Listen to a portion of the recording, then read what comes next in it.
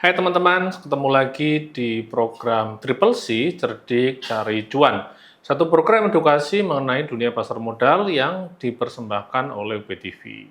Nah, kali ini Triple C, saya masih bersama Ahmad Fahmi, seorang mahasiswa dan seorang investor muda. Fahmi, apa kabar? Alhamdulillah baik Bapak.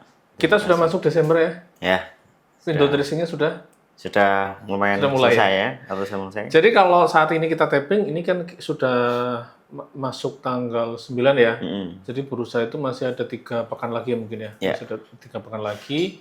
Dan nanti berusaha kita juga akan libur cukup panjang ya. 25, 26, 27 mungkin ya. Ya. Itu juga liburnya cukup panjang ya. Betul. Akhir tahun ya. Di akhir tahun gitu loh.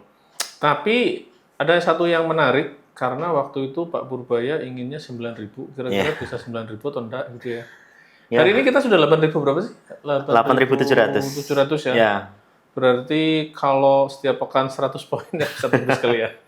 Memang harus optimis tapi juga harus realistis mungkin ya. Ya, karena banyak juga yang mengatakan, aduh jangan-jangan itu bubble dan sebagainya. Nah, kali ini kita mau bahas masih emiten-emiten yang konglomerasi dan kali ini salah satu tokoh pengusaha besar di Indonesia. Dia pengusaha yang lama gitu kan. Jadi dan jejaring bisnisnya cukup beragam ya. Tapi karena beberapa waktu lalu kita sudah pernah bahas ya. Jadi kalau lama itu biasanya tipe investasinya itu enggak jauh-jauh dari tambang, perkebunan dan sebagainya gitu ya. Perbankan. Tetapi ada juga yang dia melakukan transformasi. Gitu ya. Nah, ini biasanya dilakukan oleh generasi berikutnya. Dan ini juga dilakukan oleh generasi berikutnya. Nah, sosok ini cukup kompleks karena dia pengusaha iya, politisi iya, pernah jadi menteri juga gitu ya. Menko waktu itu. Nah, sosok yang mau kita bahas atau emiten yang mau kita bahas adalah emiten-emiten yang terafiliasi dengan grup Bakri. Siapa yang dulu nggak kenal dengan B7 ya? Pasti bisa familiar. Jadi sebelum pandemi ya, kalau misalnya teman-teman investor yang waktu itu mungkin sudah aktif di pasar modal, mungkin tahun-tahun 2010 gitu ya, waktu itu 2010 lah ya, waktu Pak Abu Rizal Bakri itu juga nyapres kan, waktu itu kan mau nyapres kan lewat Partai Golkar itu kan ya, itu kan juga istilah B7 itu kayaknya hampir tiap hari gitu loh, di media itu kalau ada pagi itu misalnya ada riset-riset sekuritas itu yang rekomendasi saham itu tidak jauh-jauh grupnya B7 mesti nongol gitu. Betul. Grupnya B7 nongol juga ya gitu. Nah, ini menarik karena dia punya holding yang juga ada di pasar modal. Jadi hampir sama dengan kemarin waktu kita bahas beberapa konglomerasi yang lain ya. Jadi misalnya kayak waktu itu kita bahas grup Salim dan sebagainya. Jadi holdingnya itu kan juga IPO di situ. Gitu ya. Nah, ini kode sahamnya adalah BNBR atau Bakri Brothers gitu ya. Bakri Brothers. Ya, kayaknya cukup lama ini tidak ada berita dari Bakri Brothers gitu ya. Yang saya baca di media. Kalau menurutmu gimana? Untuk Bakri Brothers ya? Oke, iya. Ini kan induknya Brothers, ya. Induknya sendiri. Mungkin kita coba dulu kan sebetulnya Bakri ini kan diawali bukan dari Pak Abu Rizal mungkin ya. Dari bapaknya dulu. Dari bapaknya gitu loh. Pak Ahmad Bakri terus juga menikahi seorang istri dan mempunyai anak 4 kalau nggak salah. Yang pertama memang Pak Abu Rizal Bakri dengan panggilan sapaan Pak Ical. Ya, kemudian akhirnya membuat corporation itu dinamakan Brothers. Memang karena saking banyaknya persaudaraan Pak Abu Rizal ini akhirnya jadi dari perusahaan keluarga lah mungkin ya. Jadi memang induk ini Bakri Brothers ini memang menginduk dari perusahaan keluarga seperti itu. Terus dari awalnya memang sebetulnya Pak Ahmad Bakri agak sedikit berbeda tipikal orangnya dengan Pak Abu Rizal Bakri. Pak Ahmad Bakri ini memulai dulunya dengan insting-insting dagangnya pada saat waktu Indonesia pra kemerdekaan, kemudian pasca kemerdekaan sebelum diturunkan Pak Abu Rizal itu dia sangat amat hati-hati sebetulnya Pak. Hati-hati untuk memulai sebuah dagang, kemudian mendiversifikasinya dengan hati-hati, kebijakannya yang dalam perusahaan juga sangat hati-hati. Tipe-tipe perintis lah ya. Ya, jadi dia sangat teliti ya. Betul. Sangat hati-hati untuk ekspansi atau masuk ke satu bisnis tertentu. Ya, kemudian memang pada saat itu pada Pak Ahmad Bakri ini ingin menurunkan ke generasi berikutnya, itu sempat memang banyak gejolak kok ya. Jadi keempat saudara memang ada umumnya mungkin ya, kakak beradik itu pengen siapa nih yang mendapatkan putra mahkota. Ya, putra mahkotanya ini siapa? Mungkin putra mahkota. Ya, tapi kemudian memang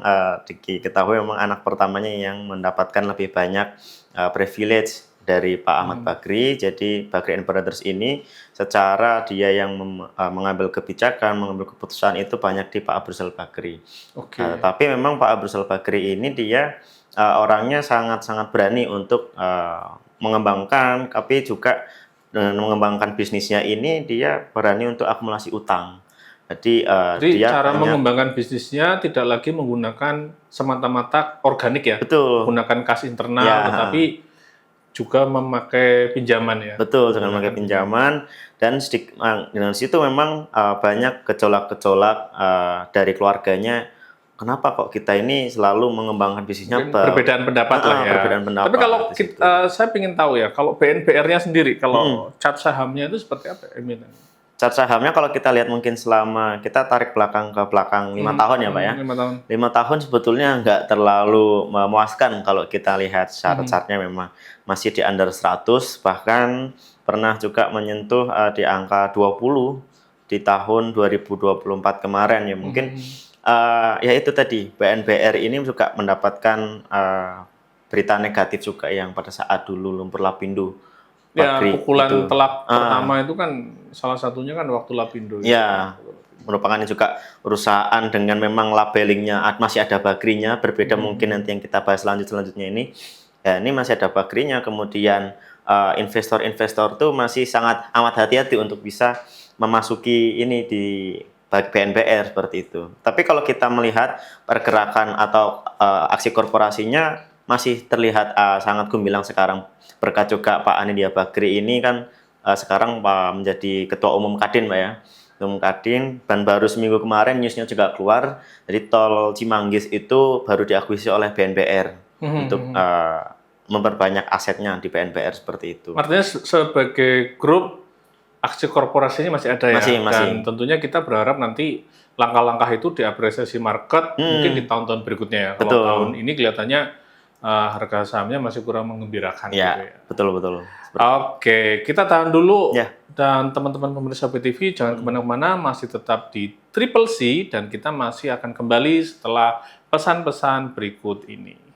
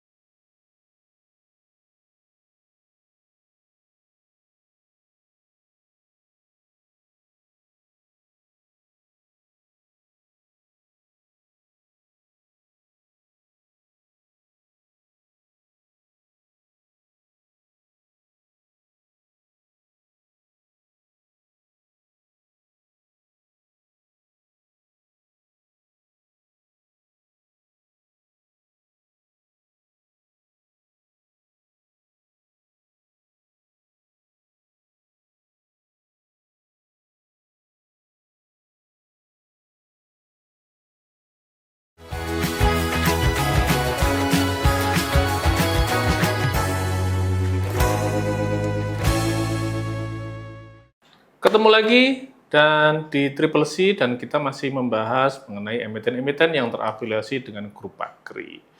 Tadi kita sudah bahas grupnya atau holdingnya yaitu adalah BNBR. Sekarang kita akan bahas dua emiten yang menjadi bagian dari grup BNBR.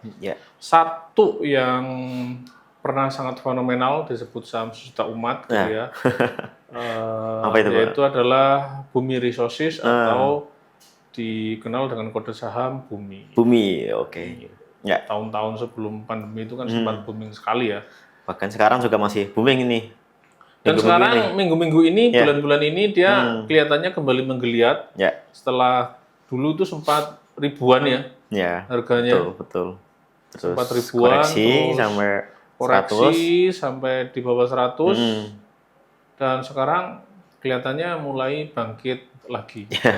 Nah, ini menarik ya. Jadi memang salah satu tipe pengusaha konglomerasi lama, dia memang biasanya bermain di tambang ya. Grup Bakri ini memiliki Bumi sebagai salah satu grup tambang yang ya cukup fenomenal lah kiprahnya gitu ya. Nah, kamu kalau ngelihatnya gimana untuk sekarang untuk Bumi? Ya, Bumi ini kan dia mainnya di bidang pertambangan batu bara dan minyak bumi Pak ya. Pada khususnya memang yang tersebar di Kalimantan, Sumatera, kemudian Sulawesi, termasuk yang mungkin yang paling terlihat secara branding namanya itu KPC itu Pak ya. Kaltim Prima Coal itu juga anak perusahaannya dari Bumi sendiri kayak gitu. Terus memang kalau pada akhir-akhir Desember itu pada umumnya pertambangan itu harga batu bara pada umumnya itu naik Pak biasanya. Pertambangan di batubara dunia itu naik. Jadi ini kenaikan dari Bumi ini yang mengakibatkan bisa ada dari dua hal sebetulnya. Yang kita sama-sama tahu, yang tadi saya sebutkan yaitu kenaikan harga dunia untuk batubara sendiri. Kemudian juga adanya barrier balancing MSCI Pak sebetulnya. Indeks MSCI ini kan yang sangat-sangat ditunggu-tunggu nanti oleh para konglo, kemudian para pemilik emiten itu agar emitennya bisa masuk MSCI. Nah, ini Bumi ini salah satunya seperti kandidat itu. Kandidat untuk masuk ke MSCI di rebalancing nanti kayak gitu. Kalau setahun ini kita mungkin berbicara setahun terakhir ini aja. Pergerakan harga sahamnya seperti apa? Pergerakan harga sahamnya baru dimulai untuk tren bullishnya itu sebetulnya masih di bulan-bulan September kemarin. Ya. Jadi mungkin awal tahun dia masih awal tahun sampai September itu gitu kan ya. Sideways, kemudian sekarang sudah mulai tren bullishnya kembali mencuat. Kembali di atas 100 ya kali ya. Sekarang di angka 270 poin. Dan waktu awal tahun kemarin masih dari awal tahun itu berarti sudah kenaikan 128%. Ya. Itu cukup memuaskan untuk para holder investment di Bumi seperti itu. Dan mungkin yang ingin kembali masuk ke Bumi ya bisa jadi ini mungkin momen-momennya untuk betul. Bumi.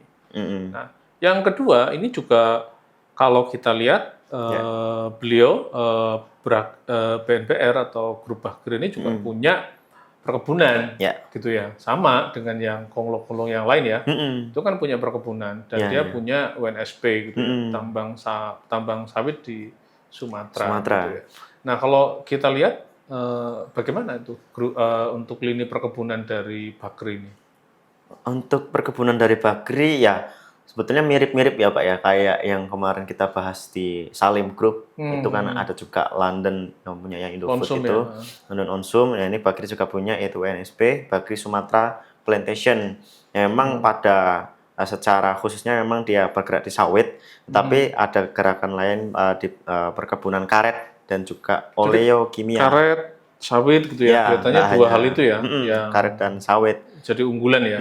Juga banyaknya memang di area Sumatera dan Kalimantan. Seperti itu. Tapi kalau kita melihat dari secara chart sahamnya, sebetulnya yang sangat disayangkan ini masih memiliki notasi khusus dari Bursa Efek ya. Padahal kalau kita lihat miliknya yang lain, sawit beberapa bulan ini terakhir ini pada menggeliat semua ya. Betul. TAPG, Costco itu kan ya. Sempat kemarin yang lama tidak terdengar gitu kan ya. Costco yang tiba-tiba kan mencuat gitu kan. Meledak itu kan ya. Ini perkebunan semua gitu ya. Jadi kelihatannya WNSP belum mungkin ada masanya sendiri nanti. Ya ini mungkin karena ya kan Bursa Efek kan memang selalu mengecek bagaimana laporan-laporan yang harus ditampilkan ke publik itu lengkap, atau mungkin dari WNSP ini masih ada beberapa yang belum dilengkapi. Atau kita berharap ya. Kita berharap bisa sama-sama menunggu. Tapi kalau kita melihat 1 tahun ke belakang, Mbak, sebetulnya ini trennya bullish, Pak. Bullish gitu ya. Daripada Bumi tadi lebih tinggi trennya seperti ini. Untuk kenaikannya ya. Untuk kenaikannya. Karena memang kan secara umum, secara sektornya, memang tahun-tahun ini atau beberapa bulan terakhir ini ya, kelihatannya kan sawit kan sektor perkebunan ya. Betul. Sektor perkebunan itu kan kelihatannya harganya kan memang menggeliat ya. Betul. Nah, kalau kita lihat emiten-emitennya gitu. Apalagi memang dengan kebijakannya pemerintah kan untuk memperbanyak sawit kan juga seimbang juga, makanya sangat-sangat mendorong mungkin Pak ya di situ dengan harga kenaikan sahamnya itu. Ya tentu kita berharap ya nanti WNSP itu bisa menggeliat juga ya, sehingga itu bisa menjadi pilihan bagi investor. Betul. Maksudnya investor itu semakin banyak pilihan kalau mereka mau masuk ke sektor perkebunan. Gitu betul. Mau NSW boleh, mau Onsun boleh, mau TAPG boleh, mau ya tinggal grupnya Sinarmas monggo gitu kan. Tinggal hatinya lebih cocok ke Konglo yang mana nih, mengikuti Konglo yang mana nih Pak ya? Masuk ke miliknya Astra gitu, ALI ya. Ali ya. Ali juga silahkan gitu ya. Jadi kan terserah aja ya.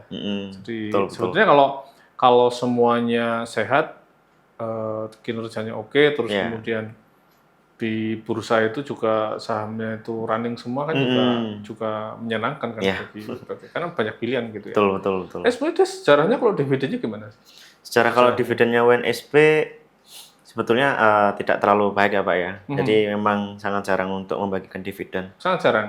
Oke. Jadi memang kalau untuk kita rekomendasikan yang WNSP ini ialah orang-orang yang memang berkecimpungan di pasar modal dengan metode capital gain tadi Pak ya. Capital gain-nya ya. Tapi kalau untuk dividen investing kelihatannya mungkin masih ada lain yang lebih bagus ya. Ya, ada. Dividen investing ya. Betul. Ini untuk jadi ya memang kalau kita lihat teman-teman, jadi memang grup Bakri ini hampir sama dengan grup-grup yang lain ya. Nah, yang lama, jadi dia punya tambang dan punya perkebunan. Kalau kemarin kan kita udah bahas ya, jadi rata-rata tambang, kebun, bank kan, gitu ya. Tambang, kebun, bank, itu kan nggak lepas dari 3 sektor ini yang kelihatannya membentuk satu ekosistem untuk konglomerat ya Pak ya. Yes, gitu loh. Yes, betul. Nah, baik teman-teman, kita masih akan bahas beberapa emiten grup Bakri, terutama dari sisi transformasi bisnisnya ya.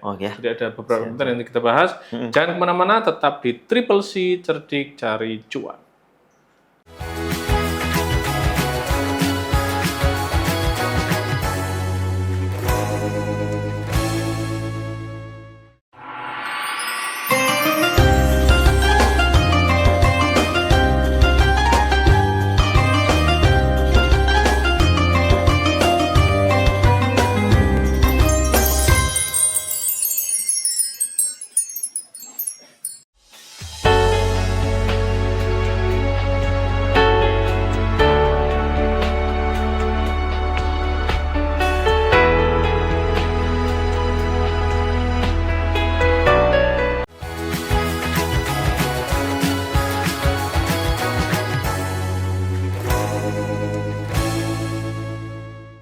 Hai teman-teman investor, masih di Triple C dan saya masih bersama Ahmad Fahmi.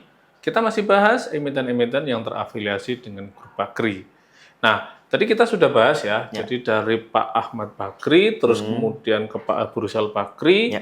Nah, sekarang kalau kita lihat ya, jadi komandannya kan sudah di anaknya Pak Abu Rizal ya, di Anindya Bakri ya, yang kelihatannya memang yang dituakan lah ya. Dan dibantu yang lain ya, ada Ardi Bakri dan sebagainya gitu kan ya. Nah, sering kita bahas bahwa di generasi ketiga, biasanya generasi kedua itu dia ada ekspansi gitu kan ya. Dan ini kita bisa lihat di yang lain ya, misalnya kayak di HMSP kan waktu ekspansi kan di Putra Sampurna gitu ya.